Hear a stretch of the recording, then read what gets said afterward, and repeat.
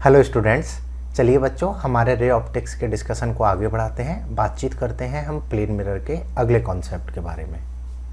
देखो बच्चों, अभी तक हमने समझा था ऑप्टिक्स वर्ड का मीनिंग क्या है और रे ऑप्टिक्स चैप्टर का मतलब क्या है। फिर उसमें मैंने पहला टॉपिक लिया था रिफ्लेक्शन ऑफ लाइट। मैंने आपको रिफ्लेक्शन ऑफ लाइट के बारे में बताया था, जहां हम डिस्कस कर रहे थे रिफ्लेक्शन जनरली मिरर्स के रेस्पेक्ट में ऑब्जर्व होता है। इसमें हमारा फर्स्ट टॉपिक आता है प्लेन मिरर, राइट। चलिए तो स्टार्ट करते हैं बेटा प्लेन मिरर के अगले कॉन्सेप्ट पर। अभी तक हमने प्रॉपर्टीज ऑफ प्लेन मिरर समझा है, रोटेशन ऑफ प्लेन मिरर समझा है, बेसिक कॉन्सेप्ट पर हमने बातचीत की है। अब हम अगले कॉन्सेप्ट पर बातचीत करते हैं। तो हेडिंग डालो आप बेटा, concept of plane mirror. Concept of plane mirror.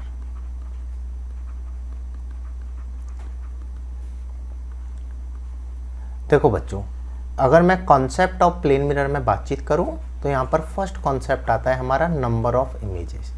जो फर्स्ट हमारे न्यूमेरिकल फॉर्म होते हैं वो फॉर्म होते हैं हमारे नंबर ऑफ इमेजेस पर।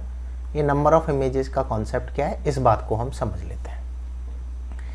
एकदम सिंपल सी बात है कि अगर लेट से मैं बोल देता हूँ आपको एक कोई भी प्लेन मिरर दिया हुआ है, यहाँ पर कोई भी ऑब्जेक्ट है, तो आपने पढ़ा है कि इस ऑब्जेक्ट की प्लेन मिरर के रेस्पेक्ट में इमेज फॉर्म होगी। एक प्लेन मिरर है तो एक ऑब्जेक्ट की एक ही इमेज फॉर्म होगी। बट अगर मैं एक प्लेन मिरर से ज़्यादा प्लेन मिरर यूज में लेता हूँ, लेट से मैं ऐसे बोल देता हूँ आपको दिया हुआ है बच्चों, ये कोई भी एक प्लेन मिरर है, ये कोई भी एक दूसरा प्लेन मिरर है, यहाँ पर कोई भी एक ऑब्जेक्ट रखा हुआ है, करेक्ट। तो अगर मैं बातचीत करूँ कि ये जो ऑब्जेक्ट है इसकी फर्स्ट प्लेन मिरर के रेस्पेक्ट में एक इमेज बनेगी, सिंपल सा लॉजिक है। सेम वे में ये जो ऑब्जेक्ट है इसकी सेकंड प्लेन मिरर के रेस्पेक्ट में भी एक इमेज फॉर्म होगी। अगर इस बात को समझा जाए कि यहाँ पर ऑब्जेक्ट को रखा गया है तो इस ऑब्जेक्ट की अब एक इमेज ही ना बन के मोर देन वन इमेज बनेंगी, करेक्ट। फर्दर ये इमेज इसके लिए एज एन ऑब्जेक्ट काम करेगी, फिर इसकी एक न्यू इमेज बन जाएगी। ऐसे काफ़ी सारी इमेज फॉर्म होती हैं अगर हम combination of plane mirror use में लेते हैं। तो न्यूमेरिकल बनता है कि कितनी नंबर ऑफ इमेजेस यहाँ पर बनती हैं। तो देखिए बच्चों, कैसे इस प्रॉब्लम को अटेम्प्ट करना है, कैसे हम इनको सॉल्व कर सकते हैं, इस बात को हम समझ लेते हैं। जैसे लेट से मैं कंसीडर कर लेता हूँ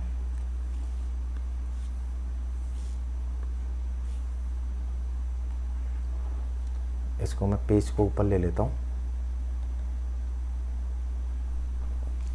लेट से मैं कंसीडर कर लेता हूँ आपको दिया हुआ है बच्चों, ये कोई भी एक प्लेन मिरर है and this is another plane mirror, right. आपको ये दो प्लेन मिरर दिए हुए हैं and angle between both plane mirror is theta, correct. So number of images, अगर दो प्लेन मिरर दिए हुए हैं और मेरे से पूछा है नंबर ऑफ इमेजेस के बारे में, so here number of images that would be 360 upon theta और 360 upon theta minus 1। Number of image जो होंगी या तो वो 360 अपॉन थीटा होंगी, अदरवाइज 360 अपॉन थीटा माइनस 1 होंगी, करेक्ट। अब बात आती है कि इसमें 360 अपॉन थीटा को हमें लेना है या 360 अपॉन थीटा माइनस 1 वैल्यू को लेना है, कौन सी वैल्यू इनमें करेक्ट होगी, कौन सी इनकरेक्ट होगी, किस तरीके से उसको सेलेक्ट किया जाए। तो देखिए सॉल्व करने का तरीका क्या होगा। यहाँ पर बेटा पहला केस बनता है if 360 upon theta is even number. अगर 360 अपॉन थीटा हमारा इवन नंबर आता है, जैसे मान लो थीटा हमें 60 गिवन है तो 360 अपॉन 66 आया जो कि इवन नंबर है। अगर ये इवन नंबर आता है then number of images that would be 360 upon theta minus 1। Number of image कितनी होंगी फिर अपनी 360 अपॉन थीटा माइनस 1 होंगी, right. But if 360 upon theta हमारा ओड नंबर आता है, देखिए यहाँ पे एक इमेज कम क्यों हो गई, मैं इस बात को भी आपको समझाऊंगा कि -1 क्यों आया, इस चीज़ को भी हम समझ लेंगे। पहले हम कॉन्सेप्ट समझ लेते हैं, रटने वाला जैसा ही कॉन्सेप्ट है। अगर 360 अपॉन थीटा हमारा ओड नंबर आता है तो देखिए क्या होगा। यहाँ पर बेटा दो पॉसिबिलिटी बनती हैं। If object is placed at symmetric position.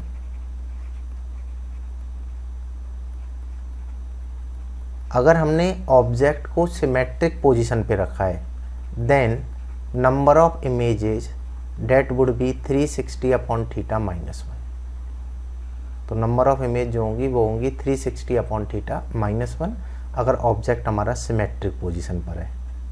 But if object is placed at asymmetric position, अगर हमने ऑब्जेक्ट को असिमेट्रिक पोजीशन पे रखा है देन नंबर ऑफ इमेजेस होंगी हमारी 360 अपॉन थीटा। तो 360 अपॉन थीटा जो है वो एक ही केस में होगा जब ओड नंबर भी आ रहा हो और ऑब्जेक्ट असिमेट्रिक पोजीशन पर हो। तो यहाँ पे क्वेश्चन बनता है सिमेट्रिक और असिमेट्रिक पोजीशन का मतलब क्या है, पहले इस बात को समझ लेते हैं। लेट से मैं बोल देता हूँ बेटा ये आपको एक प्लेन मिरर दिया हुआ है, ये आपको सेकंड प्लेन मिरर दिया हुआ है, यहाँ पर बेटा कोई भी ये ऑब्जेक्ट है, करेक्ट। अब देखिए यहाँ पर ये इसकी इंटरसेक्शन लाइन है। अगर ऑब्जेक्ट इंटरसेक्शन लाइन पर है डेट मीन्स दोनों प्लेन मिरर से ये सेम डिस्टेंस है, इसकी परपेंडिकुलर डिस्टेंस सेम है, तो इसको हम बोलेंगे बेटा सिमेट्रिक पोजीशन पर है। तब तो हम इसको क्या बोलेंगे, ऑब्जेक्ट अपना सिमेट्रिक पोजीशन पर है। बट अगर ये सिमेट्रिक लाइन पर लाइन आकर के इसके लेफ्ट राइट हो जाता है तो इसको बोला जाएगा असिमेट्रिक। बता रही समझ में, सिमेट्रिक तभी होगा जब ऑब्जेक्ट इंटरसेक्शन लाइन पर हो। अब कुछ क्वेश्चन ऐसे भी होते हैं जिनमें सिमेट्रिक भी नहीं बोला जाता, असिमेट्रिक भी नहीं बोला जाता, तो उन केस में क्या लेना है। तो देखिए सीधी सी बात है, सिमेट्रिक पर होना एक स्पेशल केस है, इंटरसेक्शन लाइन पर होना एक स्पेशल केस है जो मेंशन होना चाहिए। अगर क्वेश्चन में नहीं बोला जाए सिमेट्रिक या असिमेट्रिक तो हमें असिमेट्रिक मानकर ही चलना है। आ रही बात समझ में। तो अगर हमें दो प्लेन मिरर का कॉम्बिनेशन दिया जाए तो बनने वाली नंबर ऑफ इमेजेस होंगी दिस वन।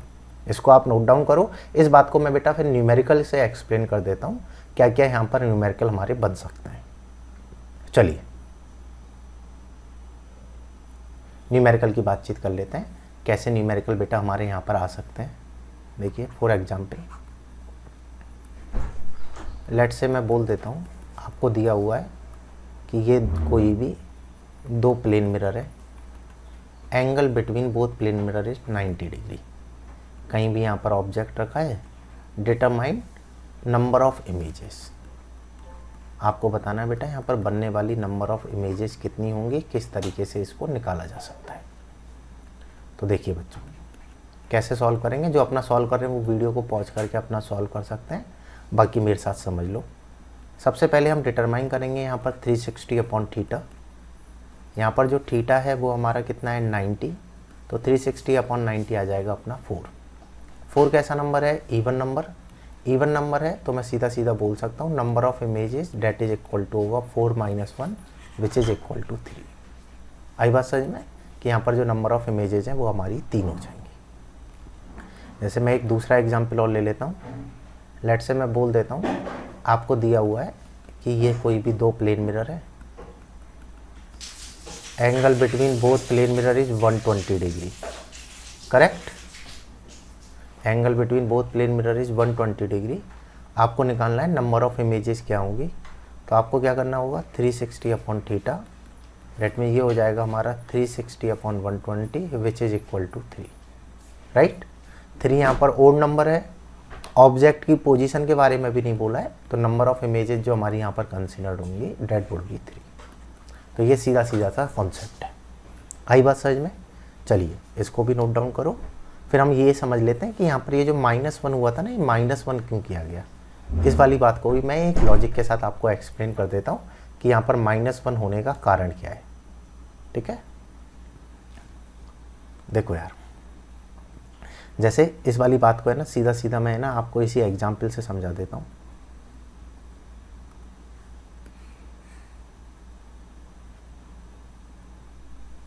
वन सेकेंड, मैं ऐसे ही ड्रॉ कर लेता हूँ।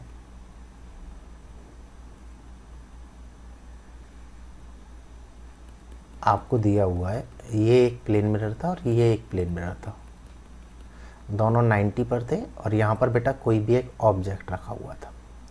लेट से मैं बोल देता हूँ ऑब्जेक्ट इससे जो है वो a डिस्टेंस पर है और इससे जो है b डिस्टेंस पर है, करेक्ट। इसको m1 प्लेन मिरर बोल दिया और इसको हमने m2 प्लेन मिरर बोल दिया, राइट। अब देखिए आपने पढ़ रखा है जितनी डिस्टेंस पर ऑब्जेक्ट होगा उतनी डिस्टेंस पर इमेज बनेगी। That means first plane mirror के रेस्पेक्ट में सेम डिस्टेंस a पर इमेज फॉर्म हो जाएगी पहली I1, राइट। सेम वे में अगर मैं इसकी बातचीत करूं तो m2 के रेस्पेक्ट में इसकी सेकंड इमेज फॉर्म होगी हमारी I2 और उतनी ही डिस्टेंस पर होगी जितनी डिस्टेंस पर इससे ऑब्जेक्ट है। दो इमेज बन गई। अब देखिए ये जो I1 है वो इस वाले प्लेन मिरर के लिए एज एन ऑब्जेक्ट काम करेगी। अगर मैं इसको एक्सटेंड करूं अल्टीमेटली मैं बोल सकता हूं कि ये जो ऑब्जेक्ट है वो इस प्लेन मिरर से b डिस्टेंस पर है, मतलब कि इससे b डिस्टेंस पर एक थर्ड इमेज फॉर्म हो जाएगी I3, राइट। सेम वे में अगर मैं बेटा इस I2 के लिए बातचीत करूं तो ये इस प्लेन मिरर के लिए एज एन ऑब्जेक्ट काम करेगा जो कि इससे a डिस्टेंस पर है, तो इससे a डिस्टेंस पर फोर्थ इमेज फॉर्म हो जाएगी I4। और अगर आप चेक करोगे तो I3 और I4 जो इमेज है ये दोनों कॉन्साइड कर गई हैं। यही रीजन होता है कि यहाँ पर जो नंबर ऑफ इमेजेज है उनमें से हम एक को माइनस कर देते हैं कि एक्चुअल में एक इमेज जो होती है वो अपनी कॉन्साइड कर जाती है। आई बात समझ में? तो ये तो हो गया बेटा number of images from two plane mirror setup किस तरीके से निकालेंगे, क्या इसमें हमारा कॉन्सेप्ट बनता है। चलिए इसको आप नोट डाउन करो, फिर बातचीत करते हैं बेटा अगले कॉन्सेप्ट की और कहाँ पर न्यूमेरिकल हमारे यहाँ पर बन जाते हैं, इन बात को भी समझ लेते हैं। देखिए जैसे मैं अगले न्यूमेरिकल की बातचीत करता हूँ और न्यूमेरिकल कहाँ पर हमारा बन जाता है।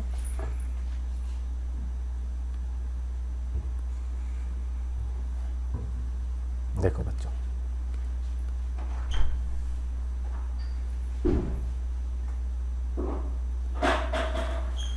लेट्स से मैं ऐसे बोल देता हूँ, आपको दिया हुआ है बेटा ये कोई भी एक प्लेन मिरर है, करेक्ट, और ये भी कोई एक प्लेन मिरर है। ये अपना M1 प्लेन मिरर है और ये अपना M2 है। और यहाँ पर बेटा बीच में कोई भी ऑब्जेक्ट रखा है जिसकी फर्स्ट प्लेन मिरर से डिस्टेंस A है और सेकंड प्लेन मिरर से डिस्टेंस इसकी B है। अगर मैं यहाँ पर नंबर ऑफ इमेजेस की बातचीत करूँ, ये कॉन्सेप्ट समझ लेना, इस पर भी अच्छा खासा न्यूमेरिकल हमारा आ जाता है। अगर मैं बेटा यहाँ पर नंबर ऑफ इमेजेस की बातचीत करूँ तो आप निकालोगे 360 अपॉन थीटा कॉन्सेप्ट से। यहाँ पर चेक करोगे दोनों प्लेन मिरर पैरेलल हैं तो थीटा 0 हो गया, मतलब कि हो जाएगा 360 upon 0 which is equal to infinite. तो यहाँ जो बनने वाली नंबर ऑफ इमेजेज होंगी वो तो इनफाइनाइट होंगी। आई बात समझ में? बनने वाली जो नंबर ऑफ इमेजेस हैं वो तो हमारी इनफाइनाइट होंगी। अब बात आती है उनकी पोजीशन क्या क्या होगी, कहाँ कहाँ पर ये इमेज अपनी बनने वाली है। अगर मैं चेक करता हूँ तो ऑब्जेक्ट की फर्स्ट प्लेन मिरर के रेस्पेक्ट में पहली इमेज फॉर्म होगी at a distance A. Same way में इस ऑब्जेक्ट की सेकंड प्लेन मिरर के रेस्पेक्ट में सेकंड इमेज फॉर्म होगी I2, करेक्ट। ये जो फर्स्ट इमेज फॉर्म हुई है वो सेकंड प्लेन मिरर के लिए एज एन ऑब्जेक्ट काम करेगी और ये कितना डिस्टेंस पर है अब बेटा इससे 2a प्लस b पर। डेट मीन मैं बोल दूंगा इस प्लेन मिरर से 2a प्लस b पर एक न्यू इमेज फॉर्म होगी I3। सेम वे में ये जो इमेज फॉर्म हुई है ये इमेज फर्स्ट प्लेन मिरर के लिए एज एन ऑब्जेक्ट काम करेगी और ये कितने डिस्टेंस पर है a प्लस 2b, तो ultimately a plus 2b distance पर एक न्यू इमेज बनेगी। इस तरह यहाँ पर इनफाइनाइट इमेजेस फॉर्म होने वाली हैं। इस पैटर्न के हिसाब से क्या होगा, यहाँ पर इनफाइनाइट इमेजेस फॉर्म होंगी। तो आपसे पूछ लेता है कि कितनी इमेजेस यहाँ पर ये फॉर्म होने वाली हैं, जो इमेजेस फॉर्म हो रही हैं इनकी पोजीशंस क्या क्या होगी। अब पोजीशन निकालने का एक तरीका तो क्या है, मैं स्टेप बाय स्टेप इनको फॉलो करता रहूँ तो फाइनली मुझे पोजीशन मिल जाएगी। सीधा सा पैटर्न है, स्टेप बाय स्टेप ऐसे हम चलते रहेंगे तो हम फाइनली इसकी पोजीशन को निकाल सकते हैं। दूसरा ऑल्टरनेट तरीका क्या है, दूसरा तरीका एक सिंपल सा मेथड है। देखिए बच्चों इसको आप ऐसे समझ लो, जैसे आपको दिया हुआ है ये एक फर्स्ट प्लेन मिरर है और ये अपना सेकंड प्लेन मिरर है। ऑब्जेक्ट फर्स्ट प्लेन मिरर से a डिस्टेंस पर था, सेकंड से अपना b डिस्टेंस पर था। तो पहली इमेज a पर और इससे b पर। अब जैसे अगली इमेज की बातचीत करनी है तो सीधा सीधा है कि आप a प्लस बी जो टोटल डिस्टेंस है इनको ऐड ऑन करते जाओ। अगली इमेज इस पे बनेगी a प्लस 2b डिस्टेंस पर और इस पे बनेगी 2a प्लस b डिस्टेंस पर। फिर फर्दर अगली इमेज की पोजीशन निकालनी है, फिर further a plus B add कर दो तो इस पर बनेगी अगली 3a प्लस 2b पर और इस पर बनेगी 2a प्लस 3b पर। इस तरीके से ये पैटर्न चलता जाएगा। जैसे नीट में क्वेश्चन पूछा गया था, फर्स्ट प्लेन मिरर से बनने वाली फर्स्ट 3 इमेजेस की पोजीशन क्या है। फर्स्ट प्लेन मिरर से बनने वाली फर्स्ट 3 इमेजेस की पोजीशन पूछी थी। अगर मैं यहाँ पर चेक करूँ तो a plus 2b and 3a plus 2b ये 3 इमेज की पोजीशन फर्स्ट प्लेन मिरर के रेस्पेक्ट में होगी। इस तरीके से हम इसका आंसर निकाल सकते हैं। आई बात समझ में? सेम अगर M2 से पूछा जाए तो M2 से निकाल सकते हो, चाहे वो फर्स्ट 3 हो चाहे वो फर्स्ट 5 हो। इससे सॉल्व करके हम टाइम भी सेव कर सकते हैं। हालांकि ये वाला मेथड भी हम फॉलो कर सकते हैं। करेक्ट। तो एक न्यूमेरिकल हमारा यहाँ पे बन जाता है। एक और न्यूमेरिकल हमारा बन जाता है, उसकी भी बातचीत कर लेते हैं। इसको आप नोट डाउन कर लो, लिखते हुए जाओ साथ में। अगले न्यूमेरिकल की बातचीत करते हैं। चलिए देखो बच्चों, अगला न्यूमेरिकल कैसे बनता है।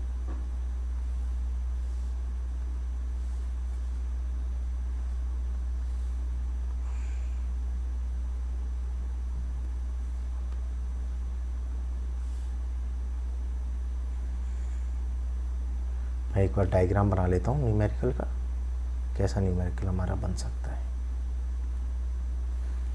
देखो एकदम आसान सी बात है। जैसे लेट से मैं बोल देता हूँ आपको, ये कोई भी एक प्लेन मिरर दिया हुआ है, ये एक प्लेन मिरर है और एक ये दूसरा प्लेन मिरर दिया हुआ है।